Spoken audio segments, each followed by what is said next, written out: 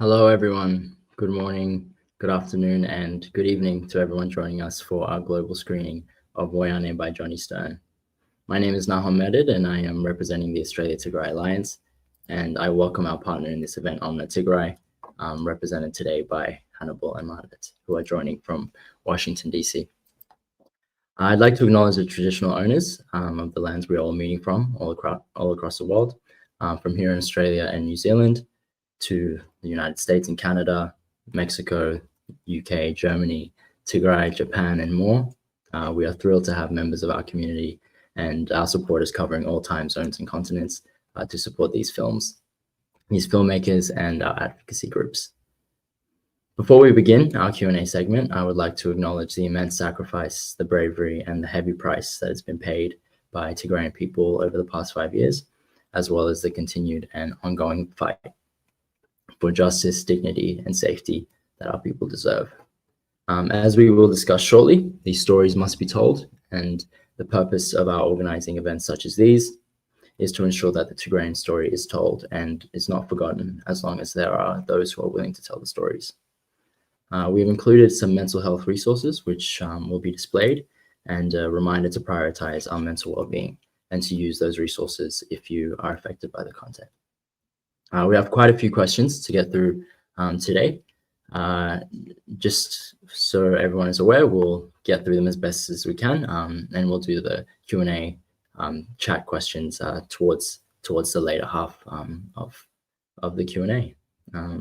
So ATA's mission is to build our communities here and address the significant need for solidarity and healing in light of everything our communities have been through, and promote and achieve advocacy, which we have been doing through charitable initiatives, securing aid and key supplies for those most affected. Our aim is in line with our wider community's goals for international collaboration, which we are seeing today reflected in our global audience and our partnership with OMNA Tigray. I'd now like to introduce Hannibal, who is joining us from Washington, D.C. On behalf of OMNA Tigray to tell us a little bit about their organization and their work.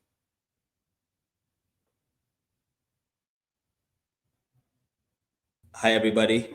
My name is Hannibal. I'm part of OMNA Tigray. I'm based out of Washington, D.C. And just to tell you a bit about Washington, D.C., OMNA Tigray. So OMNA Tigray is a political advocacy organization based out of the U.S. The organization was founded in 2021 at the height of the genocidal war against Tigray. And our mission is to create awareness about the war on Tigray. And since the Pretoria peace deal, we've been focusing on kind of ensuring that there is justice and accountability. So we work with different stakeholders, with different NGOs who also have the same mission and vision, trying to ensure that the people, the states, and the leaders who perpetrated all those crimes against Tigrayans will face justice and accountability. And we partner with Tigray in Australia in screening this movie. Thank you. Jonny, you've been a great ally of our community over the years, and we've collaborated for events here in Australia, as well as in the US and the UK and beyond.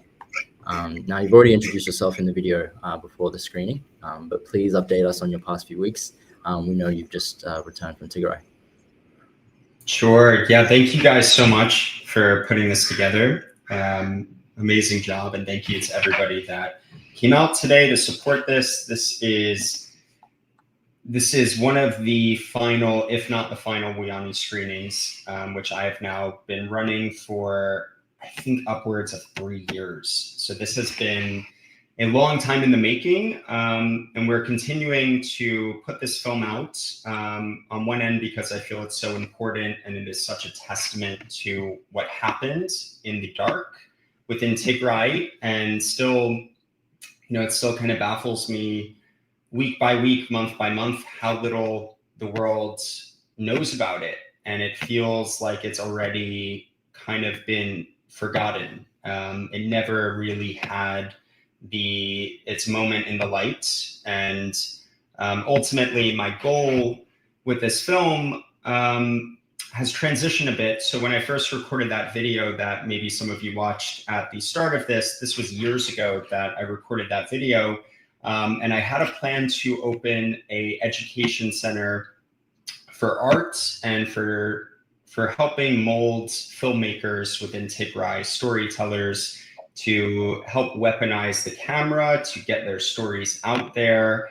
And I used a reference point being Gaza, but you also look at Ukraine and some other regions that find themselves in some really tough conflicts. And it's like the entire world is aware of it and feels impassioned to help and to learn and to not let their suffering happen in silence. And I think there's a lot of power in that. So my plan was initially to try to open a school, which I found ultimately to be very, very ambitious. So it would take a lot of money, it would take a lot of resources, it would take a lot of monitoring, a lot of boots on the ground to actually enforce and to continue to productively start something like that. And that is still a long-term dream I have. But ultimately, this film has helped fund a bit of a new film that I'm working on. I just returned from Tigray just about 3 or 4 days ago. I was there for 3 months working on a production called Besela, The Scar. And I could get into this more throughout the Q&A, but the very brief overview is we want to not only tell the story of Tigray, but to take a look at war and its consequences as a universal story.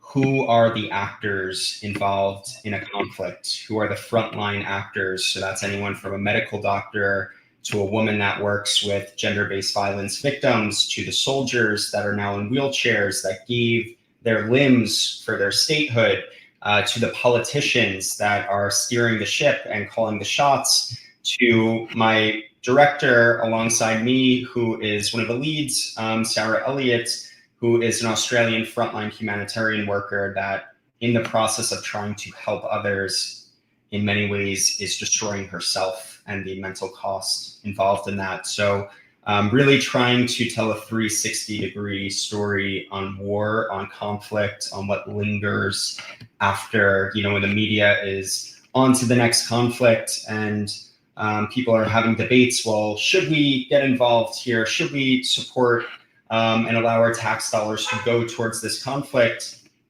It's like the scars of that linger for not only decades, but generations. So just returning from that and excited to jump into some of your questions.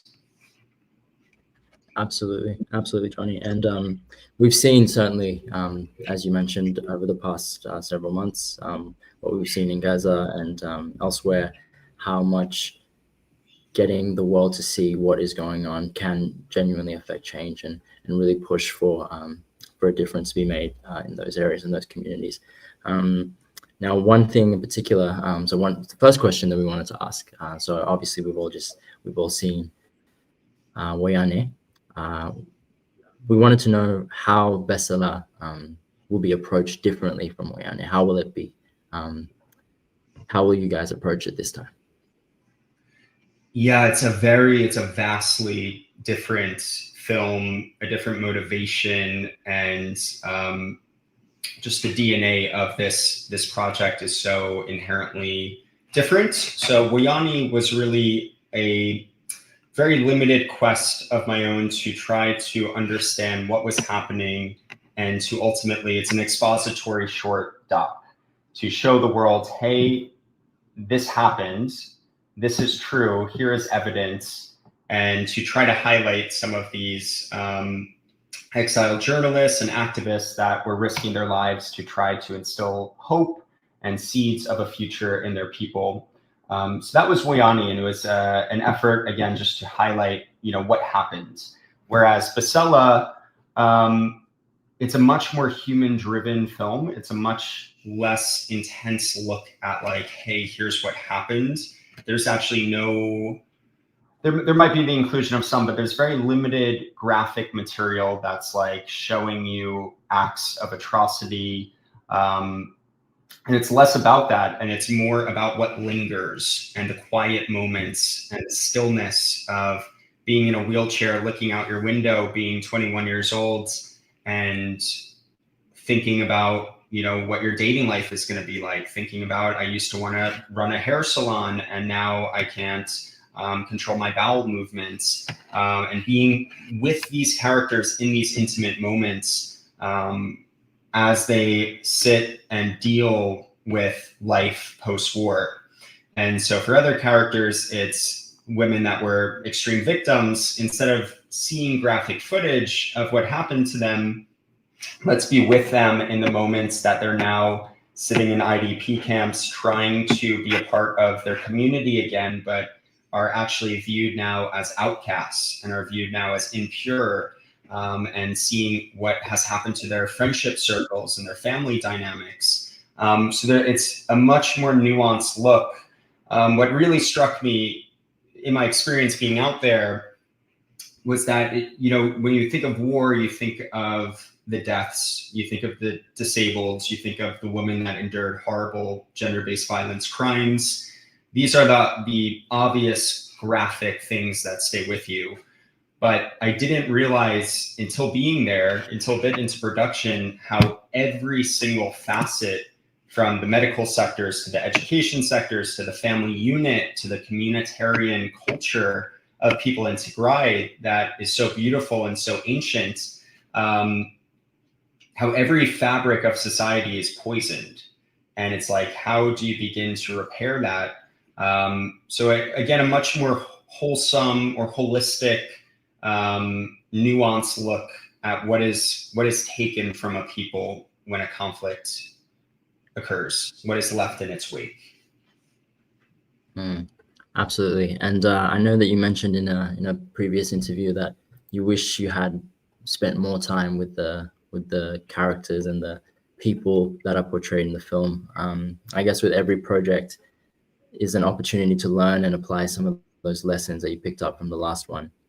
And I guess, how did you find that applying that to Besela, making it more character focused, more individually focused, sort of zoomed in to the individuals as opposed to the conflict at large?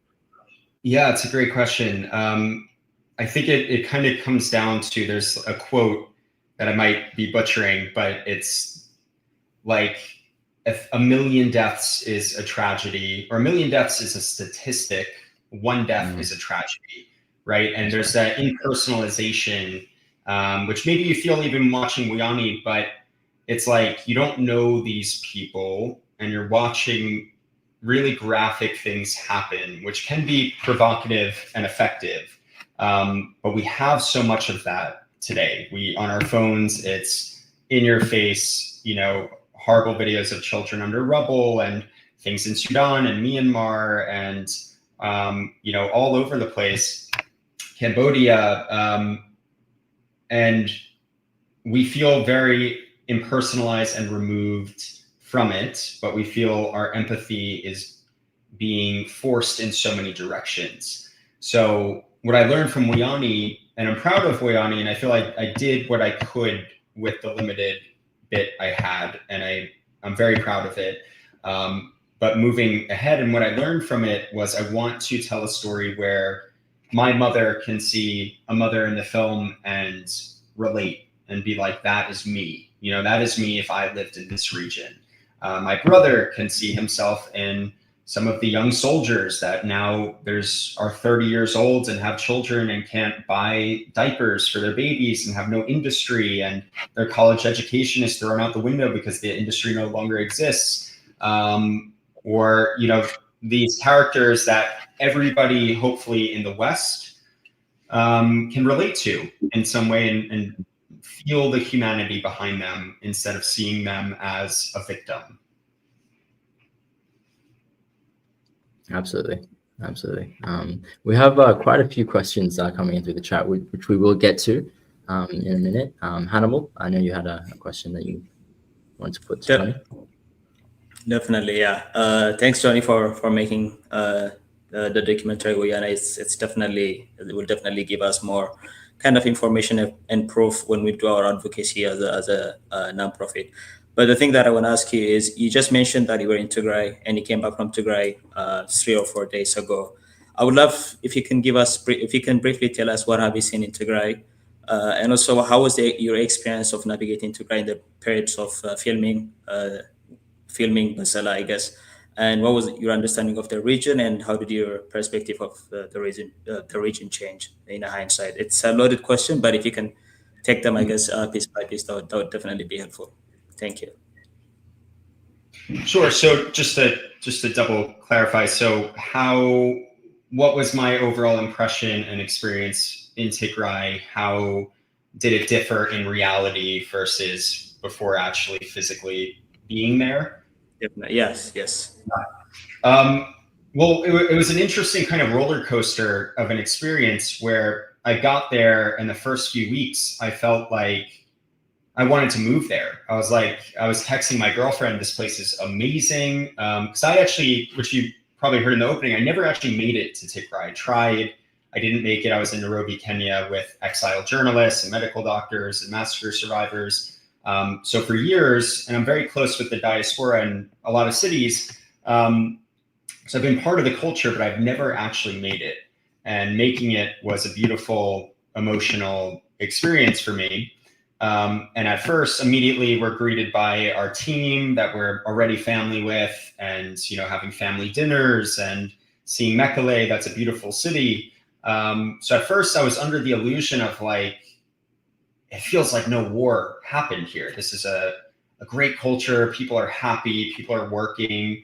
And it actually took a bit to get it, and it started to sober me up when I met with Shuit, who's the children's soldier, and was in the soldier IDP camps, internationally displaced peoples camps, and seeing the young people younger than myself rotting away in wheelchairs, spending all day looking out their window, waiting for nothing good to happen, because nothing good is coming, and they know it, unfortunately. And meeting with Sister Mulu and the survivors, going to Ader Hospital, where children are victims of landmines. Even today, innocent children are out playing in their backyard, and they come in with their limbs missing. And another child was abandoned. He has cancer in his throat, and it's so swollen he can't speak. But he was abandoned because his parents were so traumatized from the war and so financially burdened that they can't provide for him. So you think cancer is irrelevant, but it shows what it does to the family unit and how children are having to be abandoned. So all of these things started to surface. And once we actually made it out of Mekelle and visited Shire, visited Axum, Abiyabi, these different regions, we visited IDP camps. And that was, kind of the gates of hell opening up. They're living in, these are people that were successful farmers, that were college graduates, some are students, some ran businesses, some just had a peaceful, beautiful rural life. And now they have nothing, and they're standing in their own urine and poop that runs through their tents because they get rained down on half the day. The other half of the day, they're burning in the sun. They have no running water. They have very limited access to medication. Hyenas come into the camp at night and take away children. It's really one of the lowest forms of existence that you can conjure up. And it was very, very difficult to observe. And fortunately for myself, I would go back to my hotel room every night, and I would think, well, they're still there, and as we speak, they're still there. And as we speak, there's still no plan to get them out at all. So these things started to reveal themselves in the process, and I realized, on surface value, this appears to be a beautiful place that I would love to go and live. A little deeper, it's a place that is caught in a perpetual cycle of warfare and abandonment, and there's no future from the people that would serve my coffee and drive the car that I connected with over these 3 months. They have no future, and they are so deeply saddened by that. And every single person there has a story, and is looking desperately for some opportunity. But unfortunately, for the time being, it doesn't appear to be coming. So it's a place with a lot of heavy, you can feel a palpable sense of trauma around every turn.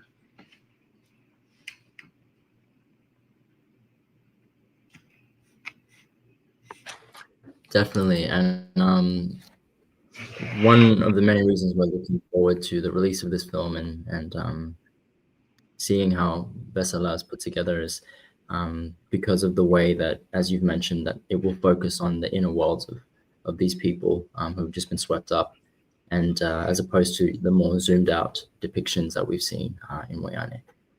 As a filmmaker, how do you feel audiences approach that, and how audiences connect better with those zoomed in portrayals? Like, for example, the person who is trying to figure out their dating life, trying to buy diapers and so on. How do you feel that audiences connect on a different level than they would with WOYANE? Yeah, I think I think treating people in films as humans and as humans that have nuance to their life, and being a human is universally relatable to humans. And for people that have maybe not been to these sectors of the world that are very different than, let's say, the United States or Australia or Canada, it can sometimes feel like we're not only oceans apart, but we are cultures and just such a different way of life that separates us, that you can forget, these are mothers, these are sisters, these are friends, these are students, these are business owners. And they are very, very similar to us. And so when you view numbers on a page and you hear 600,000 civilians were killed or 120,000 women were raped, you think that's horrible. And there's no possible way our brain can compute what does that mean. But when you connect with Shuit, the 21-year-old beautiful young woman that is so funny and cool, and you realize that she's just wasting away in a room, and nothing's coming. Or Sister Mulu, who's this amazingly heroic woman. She was rated as one of the 100 most influential women by BBC during the war. She's the lifeboat to countless other women that are drowning in their own trauma. You look at someone like that and how her faith keeps her going, and how she's really sacrificed every aspect of her life to just be this lifeboat for other women. Not only is that maybe relatable to everyone that has a woman figure in their life that they feel is heroic, that they feel they can look up to, but also it's an example that we can, the same way we watch a superhero movie and we feel moved and we feel inspired, you can look at real life superheroes in this way and gain real inspiration from it. So I feel there's a lot more, it's much more effective, it's much better storytelling, and it's much more impactful to treat people in a film as real life characters and highlight how they are real humans versus them being, portrayed as victims. We want to empower, yes, the people of Tigray are victims beyond anything I've known, truly, but there's so much more, and they're so deeply inspiring and resilient and strong. So showing that is very important for Sarah and I. Absolutely, and exactly that. One of the questions that we have meant to the commentary as well is why it's important to document the aftermath as well, and demonstrate that it's so much more than what simply happens to Tigrayans, what happens to people anywhere who are suffering and are the targets of violence, but also it's really key to tell their stories, but show them in a way that is beyond that, beyond simply that of victims, but also people who have their own stories and are more than what's happened to them. So we're really looking forward to seeing how that comes out. Now, just to kick off and get into some of the questions that we have going on, we have spoken at length as a community. It's been a very key part of our advocacy, and it's talking about why comparatively the Tigray crisis has received or garnered relatively very little attention compared to what we've seen in Ukraine and Gaza and so on. How was that something that you experienced and interpreted. Certainly, you mentioned in the past when you brought this story to your people back home and so on, a lot of them had never heard of this. And so now that you've been sort of in this advocacy for a couple of years now, why do you think that is? Yeah, it's a great question, and I'm sure there's a lot of different reads and opinions on this. My own is multifaceted in the sense that part of it is larger and beyond the region of Tigray, and that is geopolitics and the nature of politics. And obviously, Ukraine, Russia is very relevant on a global scale to the United States, to NATO. So there are elements of that. There are elements of Israel, obviously being a very strong ally of the US, and again, geopolitics involved. So by nature, when there's importance around the gravitas of the world order, more attention is going to divert there. But on the other side, that's more accessible is the people of Gaza, the people of Ukraine have really been able to wield storytelling and their phones and whatever camera access and Wi-Fi access they have. They've been able to very effectively wield that to show the world and tell their stories. And what I found in Tigray that's still is shocking to today, when I first was there, I thought surely there will be 100 films out by the time WOYANE comes out. And I think our cinematographer, Emmanuel Haile Mariam, an amazing local cinematographer, filmmaker from Tigray, I think he is the only other filmmaker that has created, and I know there's a small number in the diaspora and locals, but there's really been no international film created on this region of well over 100 million people. And it's a very prominent region in the Horn of Africa and in the whole continent. So I think that partially is to the credit of the government of doing a very effective job in their operation of cutting electricity, cutting Wi-Fi, of keeping this contained and keeping this a genocide in the dark. In the least complimentary way, they did a very effective job at that. But number two, I think it's lack of resources and education on storytelling within Tigray. And I found that while being there, it's still a very remote region in many cases. There's not good Wi-Fi, and the access to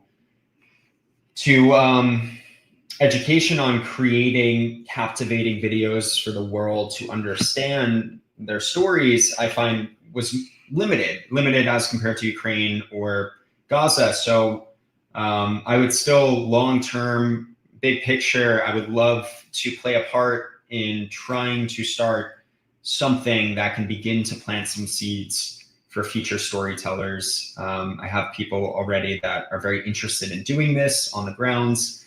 So we just hope that with Besela, in addition to other impact missions that we have, that maybe this is one thing that we can accomplish. Yes, absolutely. And to continue on that vein as well, so you mentioned working with Emmanuel and some of those people, the locals in Tigray, for planting those seeds of creativity. I know we've spoken in the past about how in the midst of a genocide of so many things that are lost, you mentioned how the fabric of society and everything beyond that is poisoned and compromised. And one of the things that's the first to be lost is the arts and people's ability to express themselves. And could you tell us more about working with Emmanuel and working with the local crew and what that's like when you're trying to put together a project? Yeah, absolutely. I'd love to speak about and highlight Emmanuel for a moment.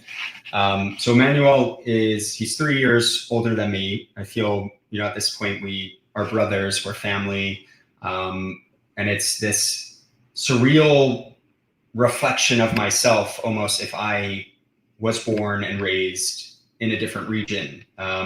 He's a filmmaker. He's so talented. he has we have very similar eyes. We're constantly going for the same shots. We just are so similar minded, and I saw so much of myself in him, and we were just instantly best friends. And to see what he has accomplished and to really begin to understand the restraints and the restrictions and the privileges he does not have that I have, it's truly incredible, how well he's been able to sharpen his skills, his gear, and his storytelling acumen. I would love to, we have a plan to try to get a visa for him and try to get him to LA, and we can work together, and we have many future projects that we're going to work on. But ultimately, the takeaway is that, just quite obvious, but there's so much available to us here in the West, and there's so much accessible, and there's decades of knowledge and industries and passageways to get to a place of success and knowledge and experience, that in a region like Tigray, where resources and livelihoods are so wrapped up in survival, it is so hard to have the luxury to develop yourself creatively or develop yourself in with business aspirations. These are privileges that we have. So yeah, it was definitely a forever perspective I gained working alongside local crew. One, seeing they just, for one, never complain. They make me and Sarah sound like the biggest pansies ever, because Tigray is not an easy place, and you get sick and you can't sleep, and the electricity goes out, and there's no Wi-Fi, and there's no hot water, and the food is great, but it gets you sick, and a lot goes wrong in Tigray, and flat tires and getting stranded, and we have so many stories, but they just literally not once complained, and they're always smiling, and they're always, doing the best job. And then I come back to LA, and, more similar to myself on set, something goes wrong and people have something to say and their attitude changes. And so there's a lot to learn. There's a lot to learn from the spirit of people from this region, and their resilience, and their hard work, and their positivity. They're still, even in IDP camps, they're cracking jokes. They're inviting you into their tent to make you a meal. And these are people that have nothing, and they're still so optimistic. They're still so welcoming. They're still so strong. So it was such a beautiful experience in that way. Yeah, absolutely. Thanks, Johnny.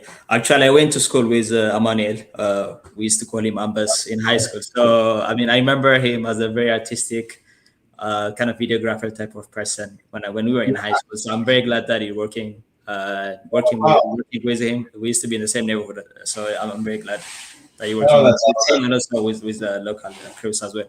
I have one more question. We have a lot of questions from the audience as well. We'll try to get through them. But I have one more question in terms of what have you sort of learned from making the movie WOYANE that you are aspiring to apply in Besela in your next movie? So that's one question. And my second question is, do you have any future projects that relate to Tigray apart from Besela? I know that you're working in Besela. What is the timeline for Besela, and after Besela, what's the next project for Jonny? Thank you. Sure. Yeah. Thank you for asking. So I'll focus mostly on Besela, but I partially answered lessons from WOYANE being to really focus more in on the human, on the characters, less on the stats or less on the crimes. By nature, they're just two different films, where one is more expository and almost an offering to the people of Tigray to say, hold on to this, use it, weaponize it, bring it to Congress, show it where you want to show it, to try to get some accountability. Whereas Besela is more a story for the world, for those interested in places beyond their own, for those interested in learning about humanity, about the depths of suffering on this earth, about the humanitarian space, about the political space, about the medical space that I think are universally relatable for these industries. I don't think it's a film that everyone is going to go onto Netflix and click for a nice watch. But for those that are interested in seeking out and going on a journey and seeking out education, I think it'll be a really, really effective film, one we're very proud of. The timeline for this, it will probably be another 2 years until it's publicly accessible. We still need a large amount of funding. It's a very expensive operation. I can maybe combine this question with Nadia's, which is why does it cost so much to produce, and why is it worth that? A film involves a lot of time. We are leaving with, let's say, 450 hours of footage. So just to watch through that footage one time is, I would assume, a month. My math could be off. So then imagine crafting that and cutting it down and threading together a story. That is probably going to be a year of a full-time editor. And then you need sound design, you need color grading, you need original music to not get copyrights. There's so many facets and roles and hands involved in creating an effective film. And it is an art form, and it's one I love and believe in so much. So we want to do it the right way. But that takes, a large amount of funding. Whereas currently we've largely, Sarah and I have paid out of pocket. We've raised money through friends and family because of the risks of making this publicly available. We didn't want to go into Tigray with our names out there amongst the diaspora too much, given the very temperamental climate and unpredictable climate of Tigray at the moment. But now that we're back, we are doing things like this today and really trying to get it out there, have the most people support this, believe in it, so that we can make this the best film we possibly can. And we can take our time with it, and we can make it a film that will forever, not just, for alarming people and giving them the necessary information for right now, but this is a film that hopefully in 100 years is still relatable to humanity and to the places on Earth that find themselves in these situations. And one last point on that is, why is it worth it? We feel so strongly with this film. It's so worth all the sacrifices that have gone into this. And Sarah, for one, has made so many personal sacrifices to do this, as have I. And it's like, we believe the world is not necessarily going in a positive direction at the moment. There's a lot of conflict, there's a lot of divisiveness, there's a lot of polarizing rhetoric on both sides of the aisle within the US, which is emulated all across the world. And we want to bring people back to a mutual shared understanding of virtues, of, for one, understanding that it's not the politicians and the people that are pulling the strings and getting you worked up that are going to pay the cost of what you vote for. If you vote for a war and you vote for conflict and you think that is the answer, they're untouched and unscathed. It's the innocent people that didn't even know about it to begin with that are forever affected. So really living in and offering a visceral experience of those forever impacts, hopefully will forever impact voters, donors, and people that are critical thinkers on these topics. Maybe a doctor sees this and says, I'm very moved, I'm gonna start my clinic in Tigray. Maybe a human rights lawyer pushes for accountability. Maybe politicians, some of which are featured in the film, that are some of the most influential politicians within Ethiopia, maybe they see this and say, let me allocate this funding towards IDP camps and towards systems so that generations are not birthed in these camps and we get them out, instead of putting it into gold mining operations with Eritrea or further conflict. So we think storytelling is the most effective way to create impact. So we think it's very worth the money it's going to take to create this, the time, the sacrifices, and we feel if done right, it will make the impact we want. Absolutely, Jonny. Thank you. And thank you for clearly sort of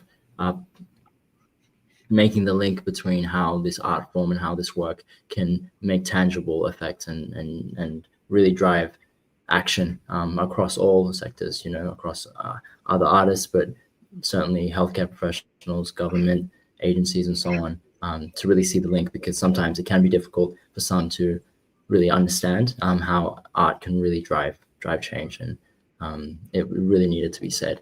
What also needs to be said is we do need to acknowledge the great risk that you yourself, that Sarah, that Emmanuel, and several others on the ground are taking and continuing to take in putting this story forward. And again, we as a community are extremely thankful and appreciative of that selflessness that you guys have shown. And in appreciation, we would like to see how we as a community can support your work and ensure that this upcoming film, but also WOYANE, reaches the widest net possible. And one of those questions that we have is, are there any festivals or awards or platforms where WOYANE or Besela can be submitted to that would help amplify your reach and essentially make it an easier operation for you guys? How can we as a collective community continue to support this work and these projects that you guys are doing? Yeah, great question. That's much appreciated. WOYANE has been circulating film festivals, private screenings for 4 years now, maybe 3 years. And it's a film I would have loved to release 2 years ago, but once Besela was in production, again, the risks involved of publicly releasing it were too high. So WOYANE will release soon. And for anybody, when it is, and obviously I'll consult with your organizations, but for the public and for anyone listening, one way that could definitely help is just getting the film out, getting more ticket sales, getting more donations through that. 100% of the money goes directly towards Besela. And with Besela, it's going to be a long process to get this finished, to get it into film festivals. So there's nothing in that vein for the time being, but for spreading the donation links, that is super appreciated. For anybody that can spare $20, $5, every little bit, 100% of it goes towards the production, goes towards the local crew, goes towards the editing, and covering essential costs involved in making this. So that's really, unfortunately for now, it really comes down to financing. That is the way to support this.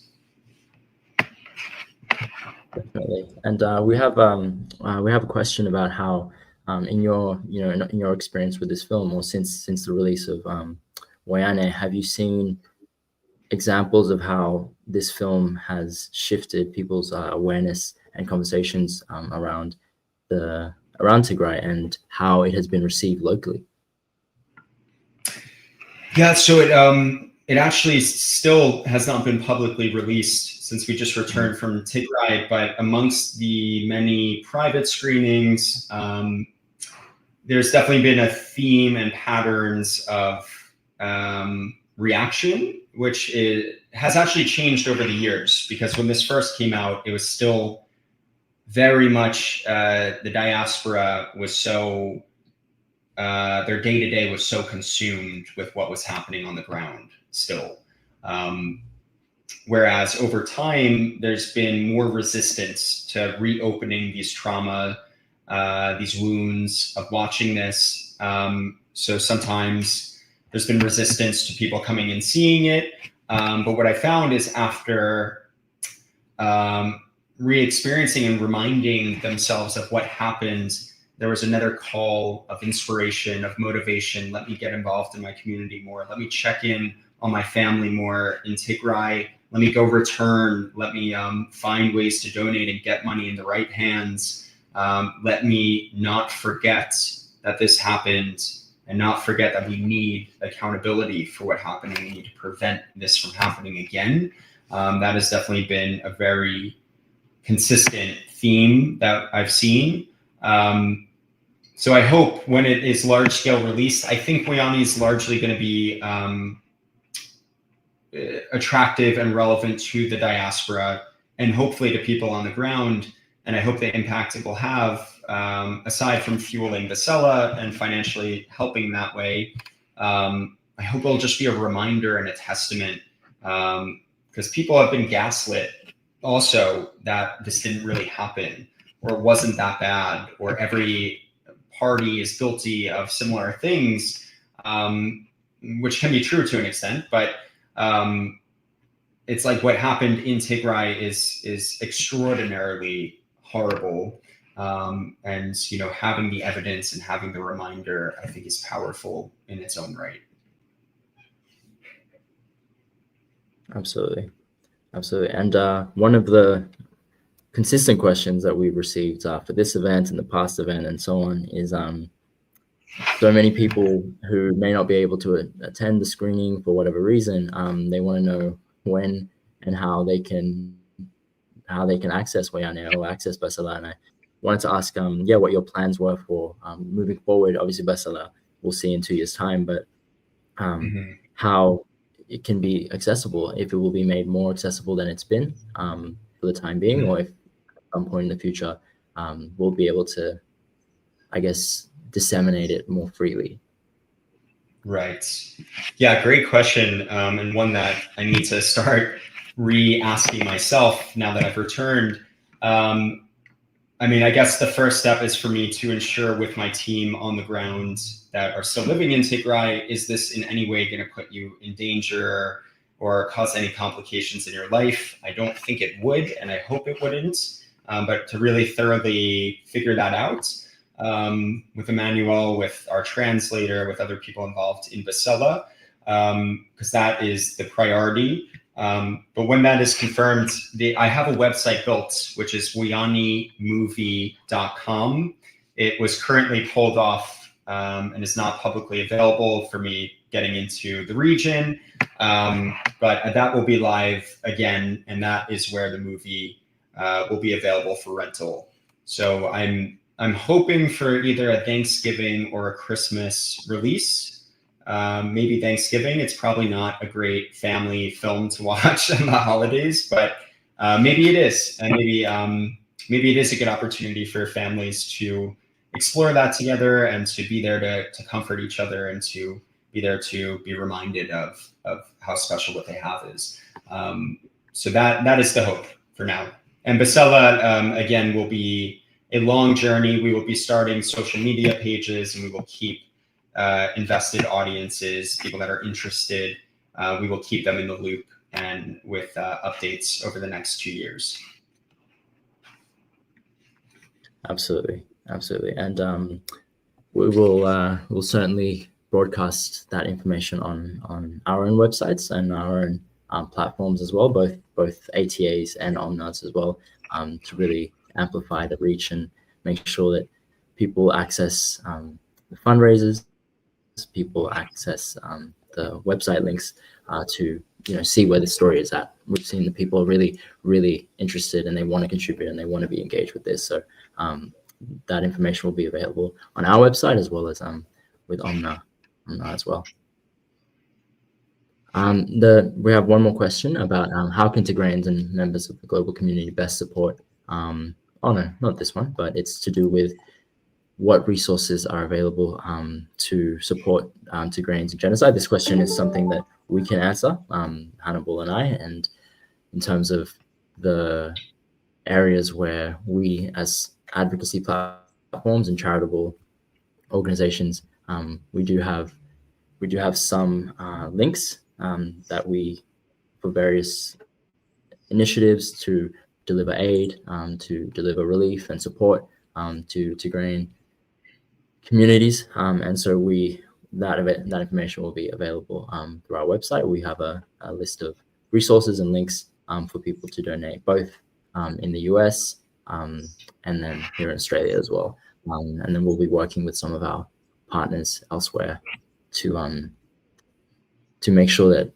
all of our supporters and everybody who is putting in a concerted effort to relieve Tigray will be able to have an outlet in somewhere where they can support and have money and resources sent directly where they need to go.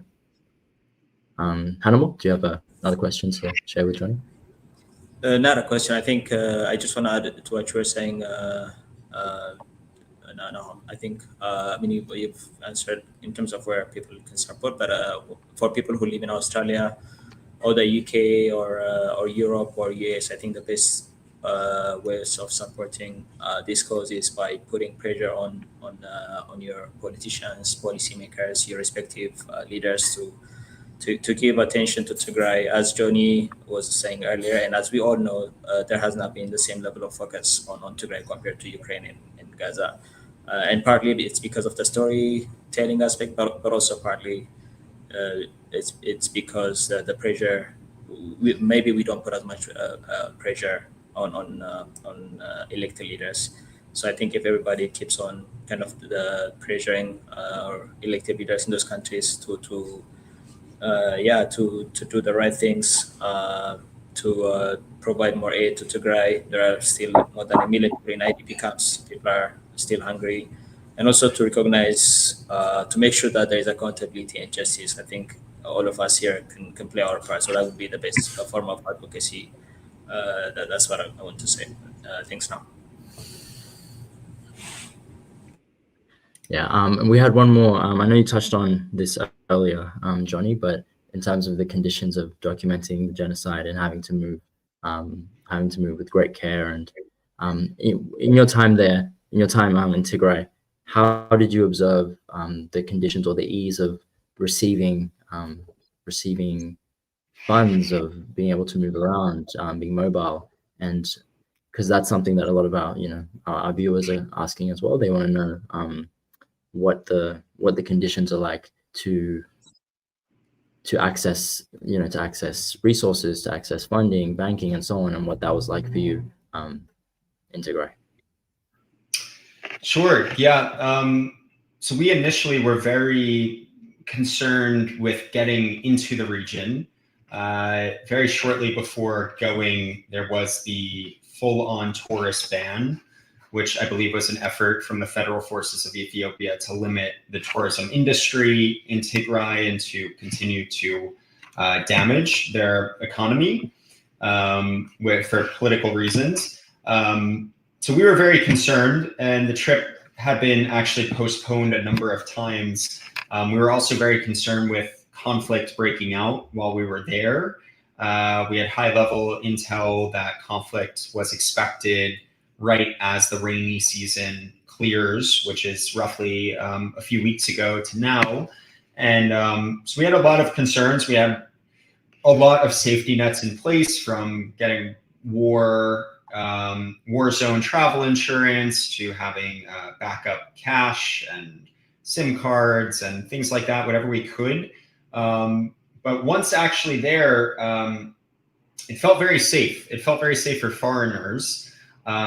It felt we did our preparation where we didn't find ourselves in any precarious situations with not being able to get funding or access to things. What I found was, once again, we were in a very largely privileged position, being there, being from the West, having more access to money, being prepared, having more access to a network there. Sarah lived there and worked there for 3 years throughout the whole war with the United Nations. She's deeply connected there. She has a lot of family there, family by choice. So we felt good.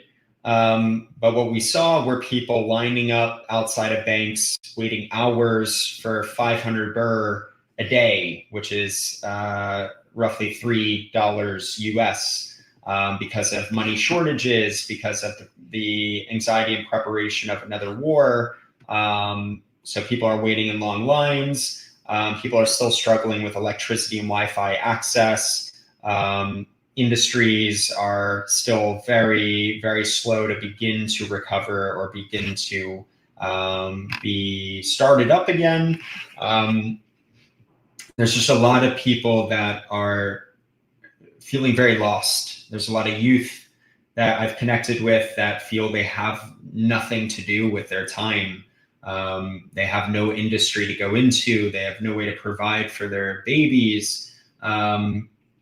So we felt safe. But one example that was very disheartening was, this is an Orthodox Christian region, as many of you know.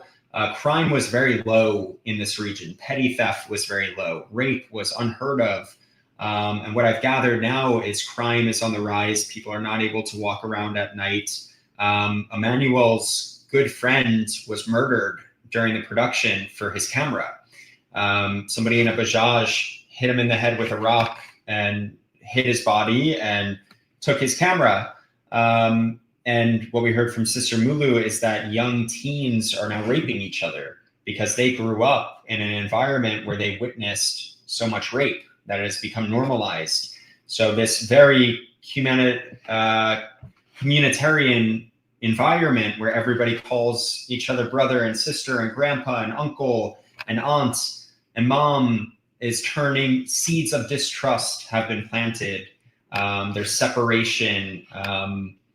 And it's very heartbreaking for the people that grew up in this culture to see the shift and to see what has been robbed from them.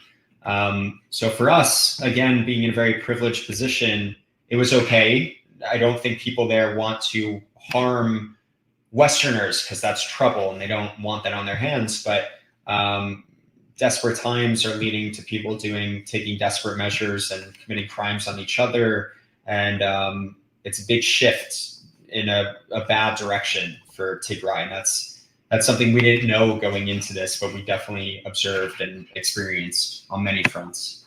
Absolutely. And it is, yeah, as was said in the comments, it is absolutely devastating. The multi-pronged consequences of a genocide and how several years and several decades are damaged, and it's really, it is devastating. It's devastating to see how, as you mentioned, young people and beyond have been sort of permanently kind of suffered trauma and are now propagating it and pushing that forward. So certainly it is a massive task ahead of us, and I know that that's something that you have touched on and something that Sarah as well has touched on, is the cycle of conflict and the cycle of difficulty in this region. But we're very thrilled to be able to be working against that, and this film, WOYANE, Besela coming up, and the wider collaborative effort that we're making with our partners in the USA and the people that we have in Europe and everybody who's here joining us today. Like, this is really a great example of how much can come from this, simply from the beginning of your journey and the journey of Sarah and Emmanuel and everybody else. Just putting a project together, like, we can see how we can cover time zones. We have people joining in from all over the world just to tune into this and just to discuss and be engaged and be supportive. So despite the very many challenges that we have here, it's really refreshing and really rewarding to see how people turn out and support for our community. So before we wrap up, do we have any more? I'd like to encourage any more questions or any final messages in the chat for Jonny. I don't know if you can see them, Jonny, but many of them are the ones that don't have questions are very thankful and very appreciative of the story that you're telling. So just before, in these last couple of minutes, we'd like to call on some questions. This one has been answered. So how WOYANE has been received locally. So Jonny mentioned that it hasn't been released within Tigray, but obviously one thing regarding that question actually that I thought was quite important was you mentioned in the last time we spoke that people might be hesitant almost to engage with WOYANE, especially in Tigray as well, in this post war era. People, the way that they relate to it can put some distance between themselves. People want to forget, people want to move on. And how has that been something that you've dealt with in creating something that documents something that's so painful for the people within Tigray and those who are trying to just move on from it?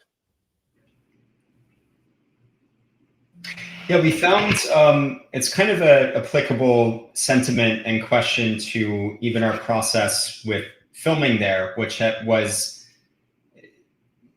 largely engaging with people that were deeply traumatized and had lived these horrible, unspeakable atrocities, how do we get them to engage with reliving that, with sharing that to each other, to the camera, to ourselves, is a very similar, in some cases, experience to sit down and watch something like WOYANE. It opens up these hidden passages in yourself where you hold these memories and you hold this trauma and you hold these really difficult times. And what we found for many was it's very difficult, but it's very healing, and it's very harmful if these channels within yourself have not been reconciled with, which is a very ongoing task. It's not something that just happens by watching WOYANE or having a conversation or going to therapy. It's a very ongoing task. But each notch of, maybe it is sitting down and watching a film that you relive this. Maybe it is having a conversation with your grandmother, with your sister, with your friend. Maybe it's sharing with somebody that previously didn't know about this film or about the situation at all, and just sharing from the beginning what has happened, how you were affected.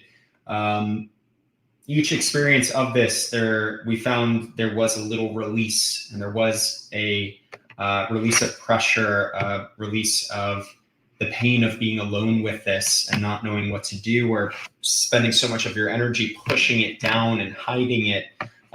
So I think it is a very healthy thing to continually experience it in a safe space, in a supported space, where the intention is good. The intention is not to provoke or to leave you in a bad condition. And we made sure that in our production that we had on standby people that were experienced in the humanitarian space, in the social space, in the psychiatric space, being our translator, that they were there after to reintegrate the characters after these conversations back into their day-to-day, and not just leave them there sitting rattled with, opening up these memories again.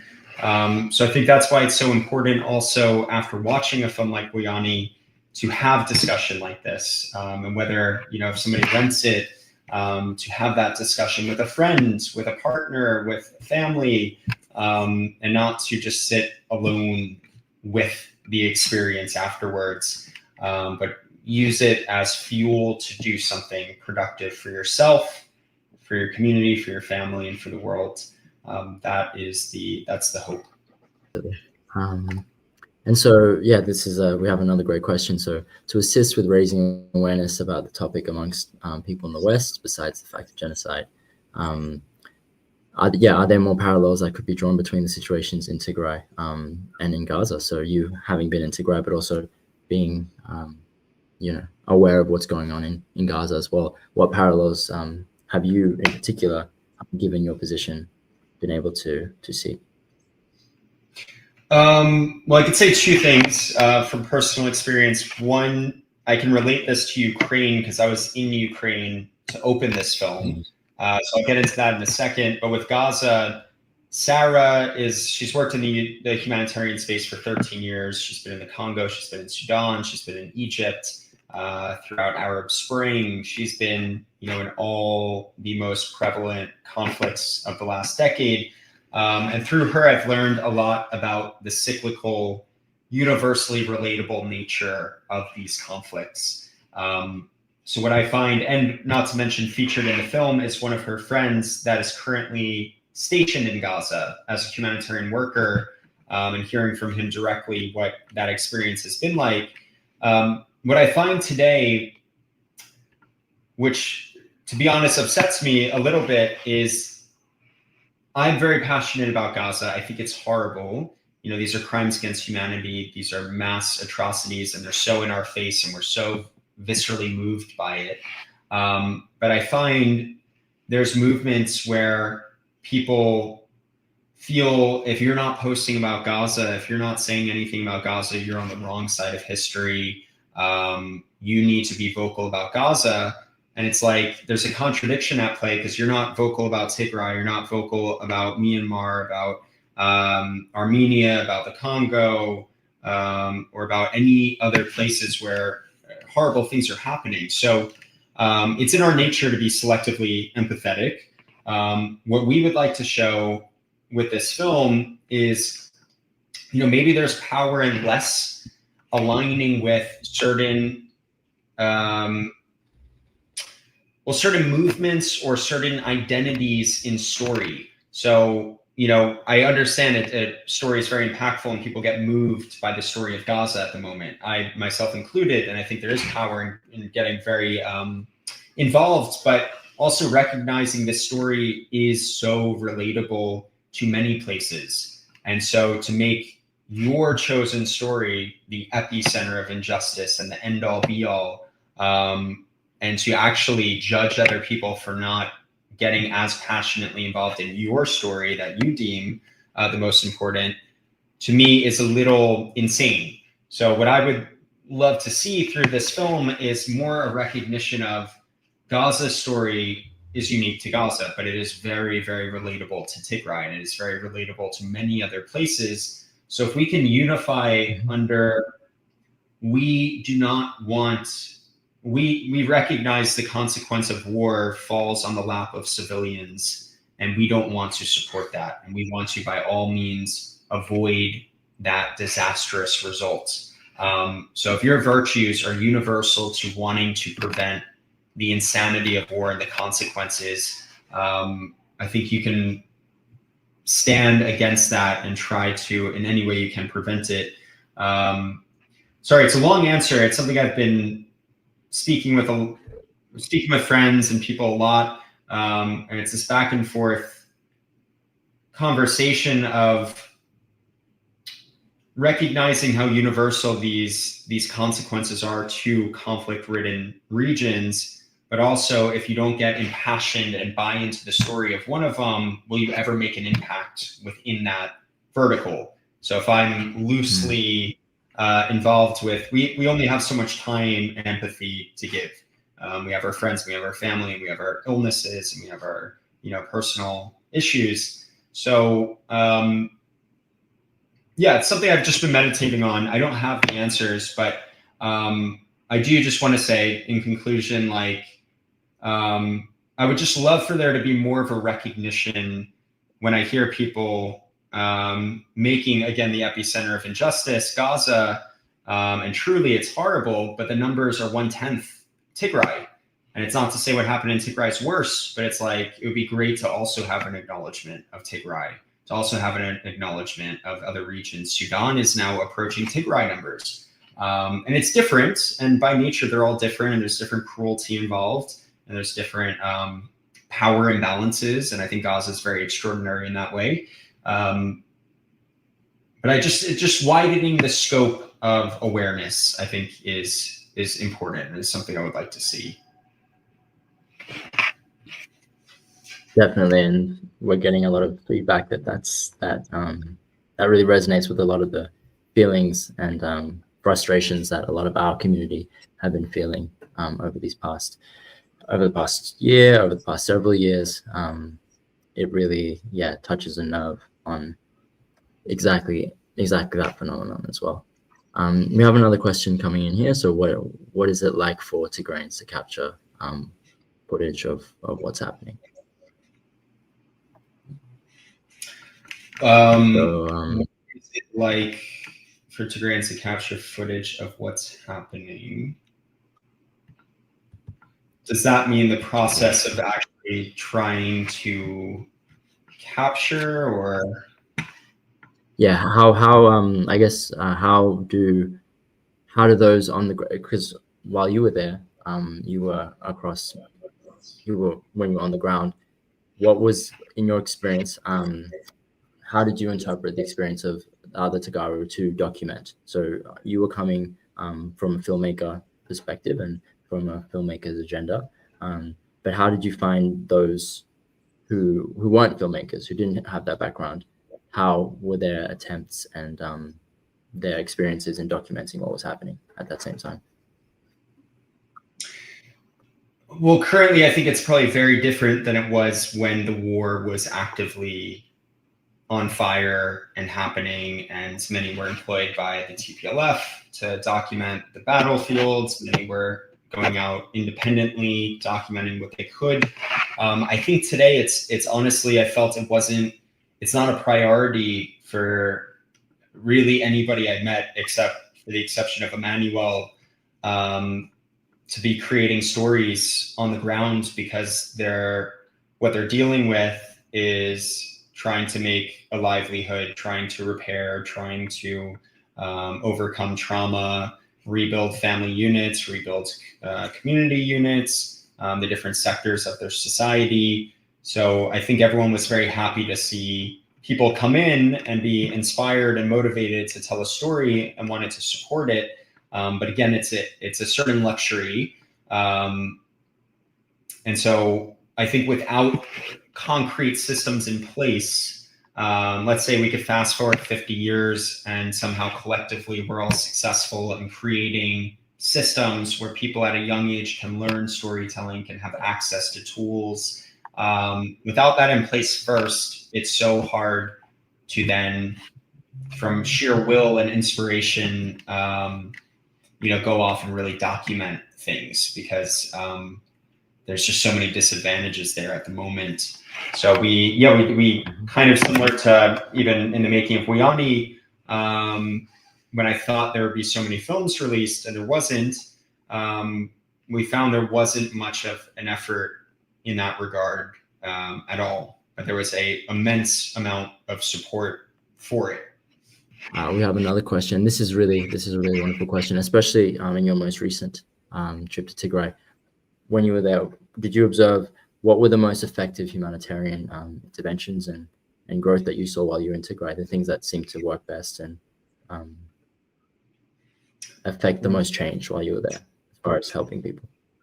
Okay, yeah, that would be Sarah would be much more positioned to properly answer that. But I've learned things through her, and we visited many refugee IDP camps, and we have many scenes with her and her peers in the humanitarian space. It's really interesting, the humanitarian space, because it's this Band-Aid approach that on one end is so deeply necessary, and everyone should be so grateful they exist, because this is what is feeding the 1 million+ people in IDP camps. This is what is housing them, what is giving them basic medicine and ability to survive. At the same time, it's these systems that are created where, I said this before, but I'll repeat it, generations of people are being born and raised in these IDP camps, and they're living in this world of their own with limited access to water, medicine, education, future opportunities. And it becomes this approach where money is dumped in. Some of these camps costed millions of dollars, but they have very, very barbaric means to create housing, and there's nails popping out of the wood where if they stand up, they're going to hit their head into the nail.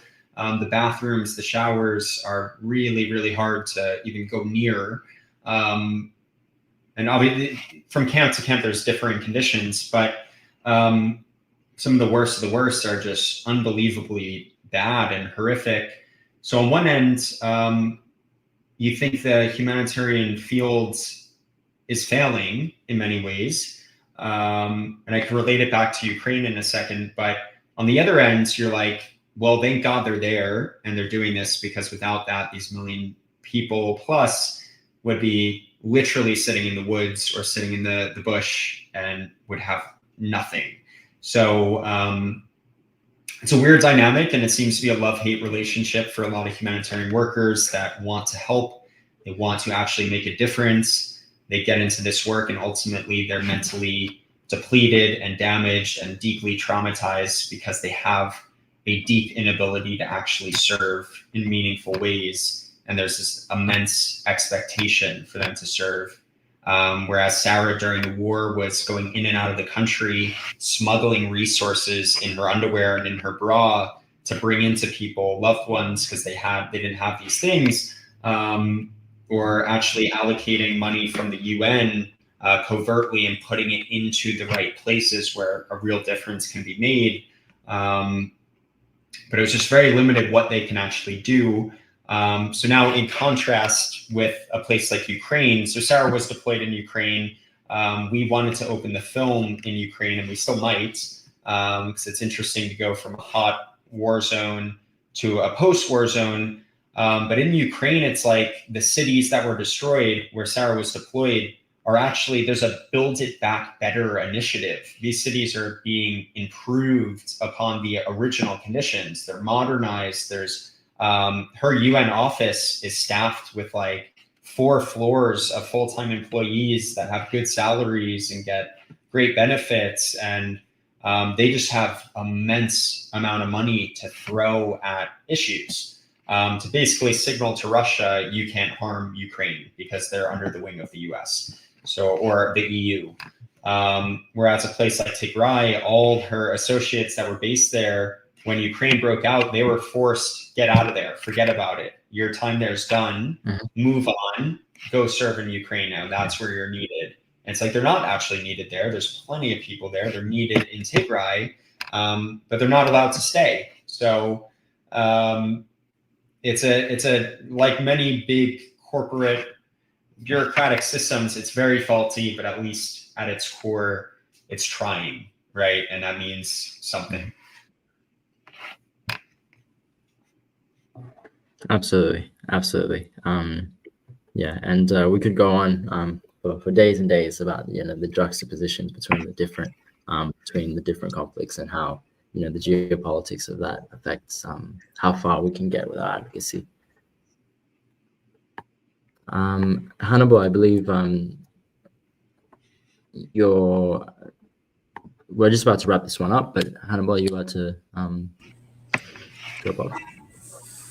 Yes, yeah, unfortunately I have to drop off, Jonny, but I would like to say, thanks for telling our story. Thanks for visiting my hometown, the town where I grew up, and also working with the local crew.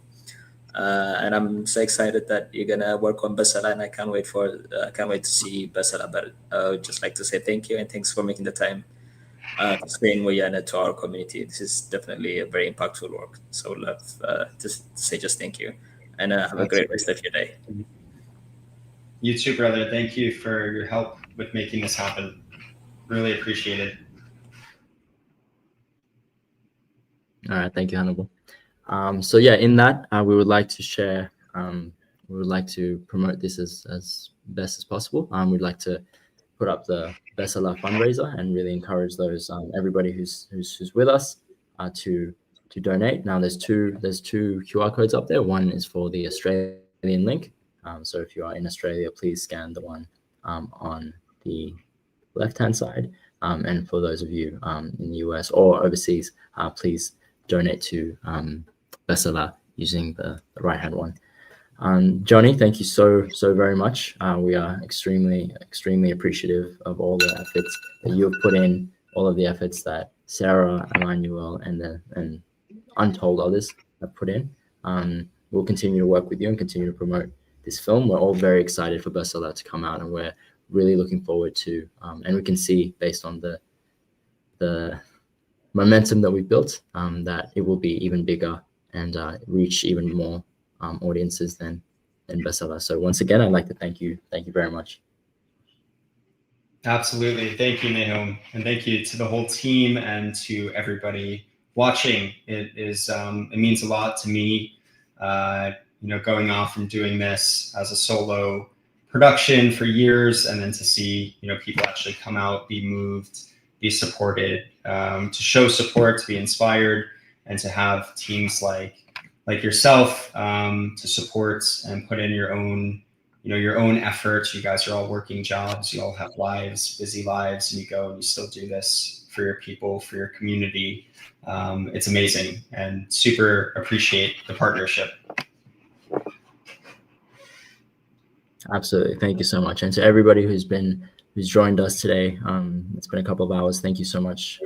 Everyone who bought a ticket and who broadcast to their networks. It's been truly, it's been a wonderful event. It's been a big success. And we're really thankful for you joining in this conversation with us, for your questions. For those questions that we may not have gotten to, we'll post a follow-up. So on our social media, you'll find a bit of a wrap-up as well that where we can cover a couple of things that we might have missed today. But thank you all for joining. And wherever you are, for us it's the morning. For those of you in the afternoon or the evening, please enjoy the rest of your day, and we'll see you next time.